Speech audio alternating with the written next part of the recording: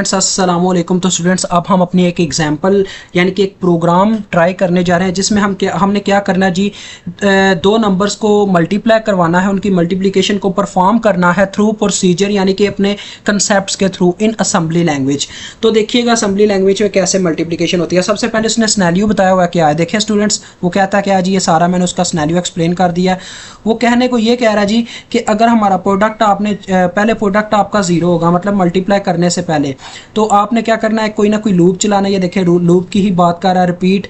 उसके बाद अगर LSB यानी कि लीस्ट सिग्निफिकेंट बिट B की अगर 1 है तो क्या करवा दो, अपने प्रोडक्ट में A को जमा करवा दो। उसके बाद वो कहता है एंड इफ यानी कि ये भी इसके जंप वाली कोई कंडीशन होगी।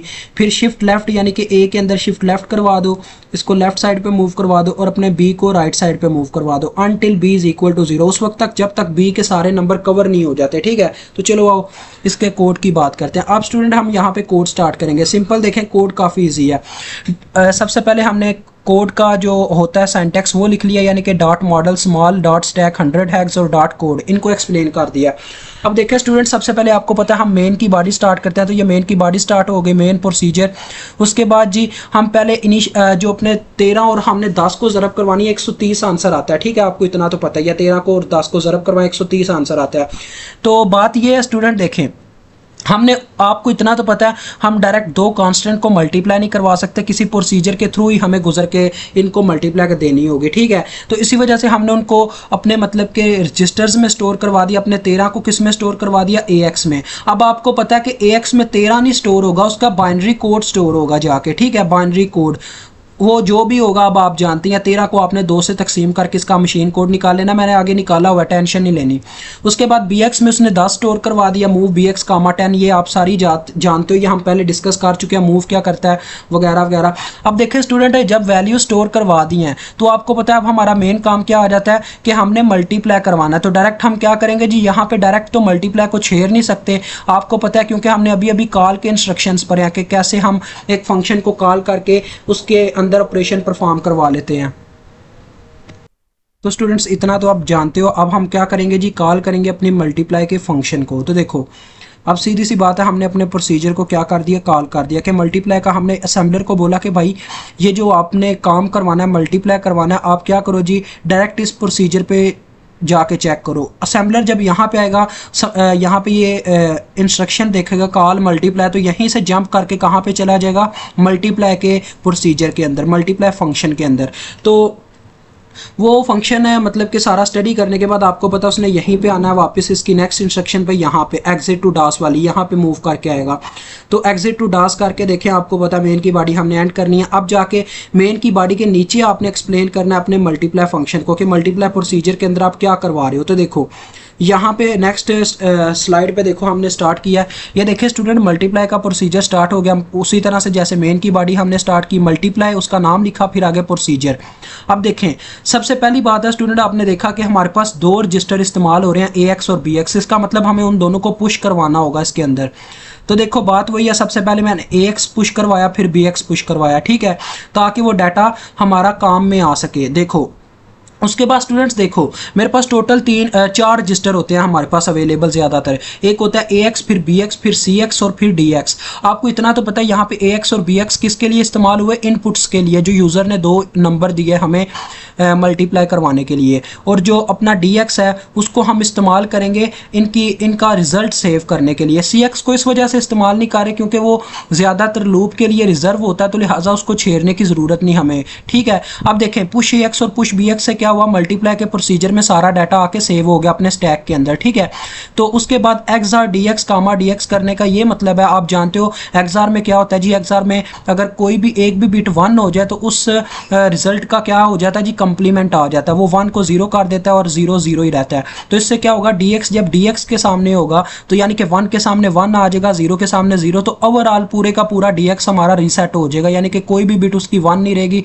टोटली 0 उसके अंदर स्टोर हो जाएंगे। तो यही उसने आगे लिखा हुआ है कि हम इसमें क्या करते हैं जी, DX को क्लियर करवा देते हैं। आगे देखो अब हमने स्टूडेंट क्या करना है जी, अपना एक लूप स्टार्ट कर देना है रिपीट का। उसके अंदर अब देखें इतना तो आप जानते हो स्टूडेंट कि,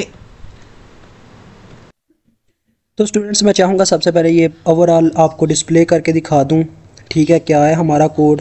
और इसके लिए आपको ना मैंने ओवरऑल डिस्प्ले दिखाने के लिए ये भी रेडी करके रखा हुआ। देखो स्टूडेंट, सबसे पहले ये बात है, अब इतना तो जानते हो कि मल्टीप्लिकेशन में हमारे पास ये मतलब कि बाइनरी के अंदर 1 या 0 ही होना है। ये देखिए ऊपर हमारे पास AX लिखा हुआ है, नीचे BX, यानी कि ये हमारे पास 13 का बाइनरी कोड है और नीचे हमारे पास 10 का बाइनरी कोड है। ठीक है, तो इसके अंदर आपको पता है बाइनरी के अंदर 0 या 1 नहीं होता है। तो आप इतना तो जानते हो 0 किसी भी नंबर के साथ मल्टीप्लाई होता है तो रिजल्ट में 0 आ जाता है। ठीक है, तो वो यही चीज़ यहाँ पे हम सबसे पहले टेस्ट करेंगे। टेस्ट का ऑपरेशन होता है जो क्या करता है जी, टेस्ट का ऑपरेशन एंड का ऑपरेशन परफॉर्म करता है।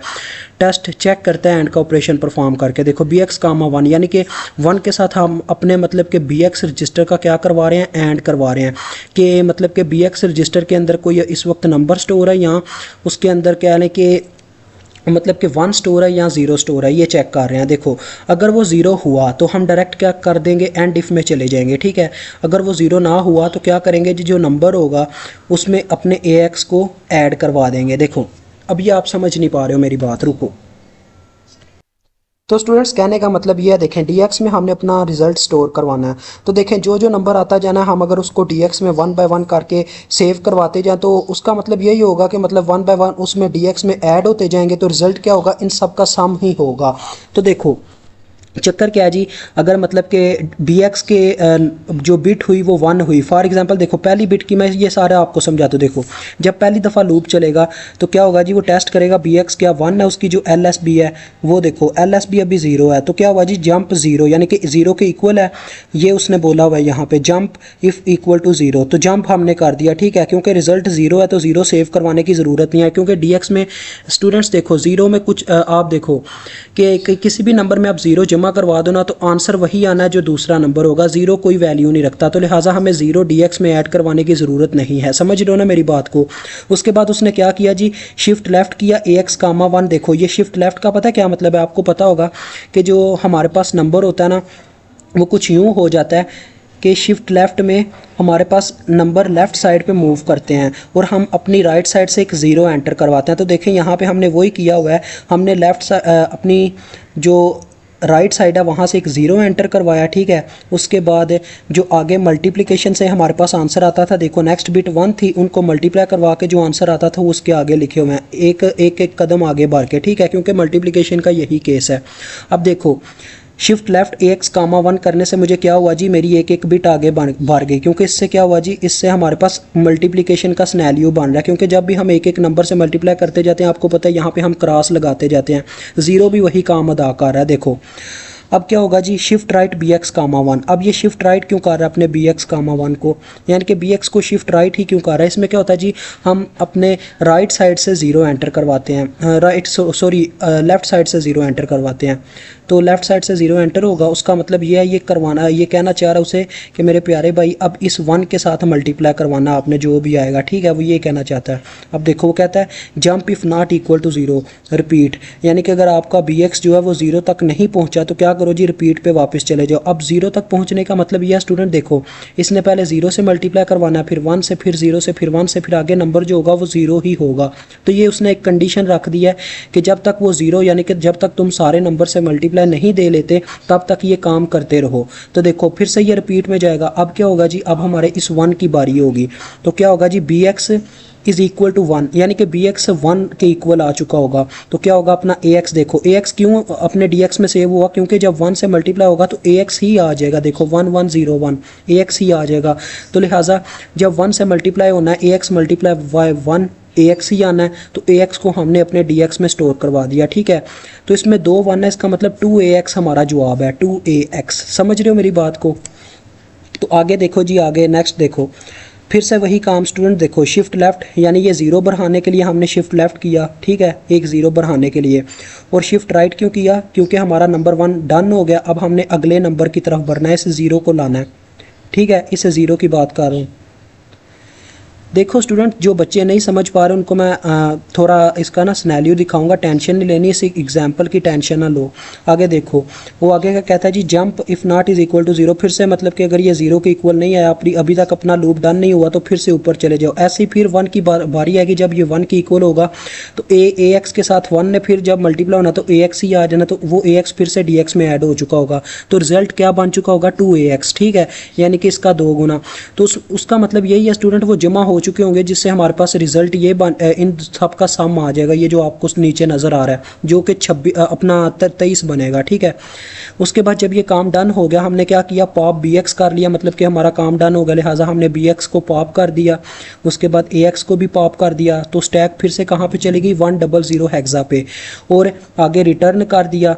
और उसके बाद जी अपने बॉडी को एंड किया, मल्टीप्लाई एंड p और एंड मेन। ठीक है, अब मैं इसको करता हूँ जी, ज़रा रुके, आगे भी ये मसला कर गई थी, मैं नहीं चाहता फिर से मसला, इसको सारा क्लियर करता हूँ। देखो ये आ गया, अब आपको नज़र आ रहा है। देखो होने को पता क्या होना स्टूडेंट्स, देखिएगा होने को ये होना। देखो जब अपना शिफ्ट ax होगा ना, शिफ्ट ax कामा 1, ठीक है, ये शिफ्ट ax कामा 1 से नीचे की जानिब 0 बढ़ जाएगा। ठीक है, नीचे की जानिब मतलब ये वाला 0 आ जाएगा। ये देखो ये वाला 0 आ चुका होगा। ठीक है, उसके बाद ये जो है शिफ्ट राइट bx कामा 1, इसका मतलब होता है लेफ्ट साइड से 0 एंटर करवाना। जब लेफ्ट साइड से 0 एंटर होगा, ये 0 यहाँ से रिमूव हो चुका होगा और यहाँ पे इस तरह से ये रकम बन चुकी होगी 0101, मतलब कि इस 1 की बारी आ चुकी होगी मल्टीप्लाई होने के लिए। ठीक है, ये इस वजह से ये बार बार कर रहा है शिफ्ट राइट। फिर देखो, फिर जब ये काम हो जाएगा, 1 से मल्टीप्लिकेशन होगी, ये नंबर आ चुका होगा। फिर जब हम मतलब कि dx में अपना ये नंबर ऐड करवा चुके होंगे, ये जो नंबर अपना ये जो आया 11010, ठीक है, ये मल्टीप्लाई हो चुका होगा अपने ax के अंदर, सेव हो चुका होगा dx के अंदर। ठीक है, उसके बाद फिर देखो, फिर उसने किया शिफ्ट लेफ्ट ax कामा 1, नीचे एक और 0 बढ़ाने के लिए, ये वाला 0, ये जो आपको दूसरा 0 नज़र आ रहा है। देखो आगे 4 0 हैं, लेकिन ये 2 0 ज़ायद हैं। ये कैसे आए जी, एक 0 तो पहले से चलता आ रहा था, दूसरा 0 कहाँ से आया, अपने से शिफ्ट लेफ्ट की वजह से। आपको पता है शिफ्ट लेफ्ट का मतलब होता है कि राइट साइड से एक 0 एंटर करवाना। तो ये मेरी राइट साइड है, जिस तरफ से मैं एरो घुमा रहा हूँ, तो इस साइड से एक 0 एंटर हुआ और ये नंबर एक एक कदम आगे बढ़ गए। ठीक है, अब शिफ्ट राइट bx कामा 1 उसने क्यों किया, क्योंकि जब शिफ्ट राइट ये वाली रकम यहाँ पे शिफ्ट हो रही है, जब मैं राइट शिफ्ट राइट करूँगा तो राइट साइड से मतलब उसकी बिल्कुल अपोजिट साइड से एक 0 एंटर होगा, यानी कि लेफ्ट साइड से एक 0 एंटर कर दिया जाएगा और ये वाला 1 बाहर निकल जाएगा। या आपने अगर नई वीडियो देखी हुई शिफ्ट राइट शिफ्ट लेफ्ट वाली, तो इनके लेक्चर मौजूद हैं, आप जाके देख सकते हो। अब क्या होगा जी, अब ये 0 से मल्टीप्लाई होकर हमें ये दे देंगे। ठीक है, और जब लास्ट दफ़ा हमारा लूप चलेगा तो देखो क्या होगा, फिर से टेस्ट करेगा bx कामा 1। ठीक है, टेस्ट करेगा, तो टेस्ट करते वक्त स्टूडेंट उसे पता चलेगा कि bx जो है वो 1 के इक्वल हो चुका हुआ है। अब ये जो 0 है ना, ये 0 ख़त्म हो चुका होगा। जब मैं लास्ट दफ़ा लूप चलाऊंगा तो ये इस तरह से हो चुका होगा। देखो अब ये चेक करेगा क्या हमारा bx कामा 1 यानी कि bx 1 के इक्वल है, तो bx तो 1 के इक्वल है, मतलब एंड का ऑपरेशन परफॉर्म करके चेक करेगा। तो लिहाजा क्या करेगा जी, ये कंडीशन फॉल्स हो जाएगी और dx में अपना ax ऐड हो जाएगा, यानी कि ये 1101 ऐड हो चुका होगा। ठीक है, उसके बाद देखो फिर से शिफ्ट लेफ्ट ax कामा 1 शिफ्ट राइट ax bx कामा 1, इससे क्या होगा जी, ये शिफ्ट अपना ये जो है ना शिफ्ट लेफ्ट ax कामा 1, इससे नीचे एक और 0 बढ़ जाएगा, मतलब ये 3 0 जनरेट हो जाएंगे और उसके आगे हम अपना ax लिखेंगे। ठीक है, जो मतलब वो बता रहा है कि ax जमा हो रहा है। और ये जो शिफ्ट राइट bx कामा 1 है, ये हमें बताएगा कि टोटली आपके सारे नंबर डन हो गए, क्योंकि आपको पता है शिफ्ट राइट का मतलब है लेफ्ट साइड से 0 ऐड करवाना और यहाँ से नंबर उठ के कैरी में चला जाता है और यहाँ से ख़त्म हो जाता है।